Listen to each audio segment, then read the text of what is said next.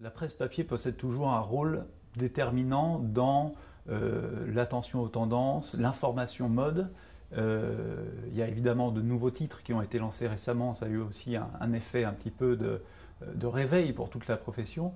Et effectivement, sur une population de femmes attentives à la mode, fortement consommatrices, la presse écrite, la presse papier de mode est sur la première place du podium.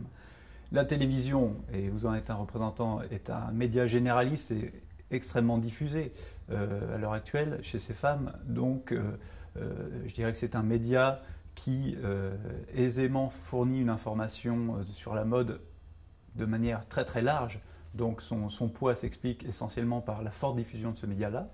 Et effectivement, comme vous le disiez, les blogueuses, qui sont quand même un phénomène intéressant, qui ont su quand même avoir une approche renouvelée de la mode et une approche renouvelée de la manière de parler de la mode, sont certes moins prescriptrices en termes d'informations sur la mode. Alors votre enquête porte sur 5 pays, la France, l'Angleterre, enfin le Royaume-Uni, l'Allemagne, l'Italie, l'Espagne et l'Espagne.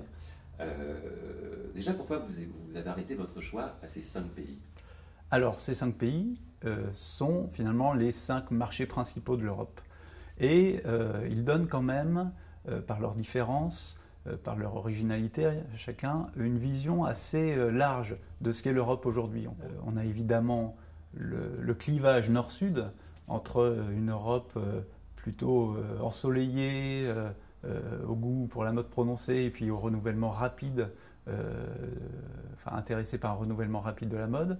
Et c'est un peu un cliché, l'opposition avec l'Europe du Nord qui serait plus sage et dans une consommation de plus longue durée. Or, on sait pertinemment que les anglo-saxonnes sont également des boulimiques de la mode et que les chaînes high street ont évidemment un rôle dans la diffusion des tendances importantes en Europe du Nord.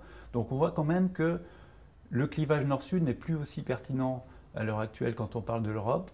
Et là-dedans, on voulait évidemment aussi placer les Françaises et travailler sur un peu notre identité de consommatrice française. Nous avons été étonnés effectivement dans la mesure où on a un peu raisonné dans l'absolu pour les femmes en leur disant voilà, dites-nous où vous allez aujourd'hui, où vous faites votre shopping et dites-nous où vous iriez dans l'idéal si vous pouviez le faire sans limitation de budget, etc.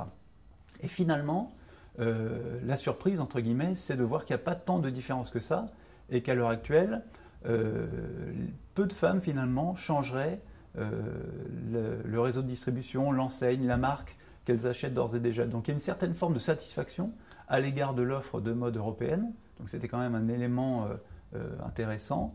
Évidemment, certaines femmes monteraient en gamme, donc elles se tourneraient vers des marques de sport, des marques premium, des marques de luxe, mais beaucoup seraient fidèles toujours à leurs marques actuellement achetées.